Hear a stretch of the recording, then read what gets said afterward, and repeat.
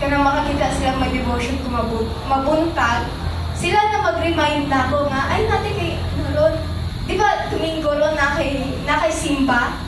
Sila na magsulti. So makaingan ko nga, dili di ay kuan.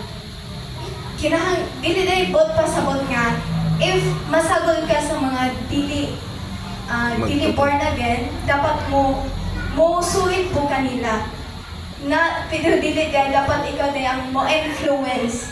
Dili ikaw ang ma-influence. Ikaw ang magdala nila. And then, mo po na akong pasalamat kay nirespeto na sila. And then, na-curious po sila, nakutana po sila. And then, syempre, ni-share po sa word. Through Bible. Hindi mo po pwede nga on my own words lang kay hindi na siya maayon. Sige, sabay lain nga sunod.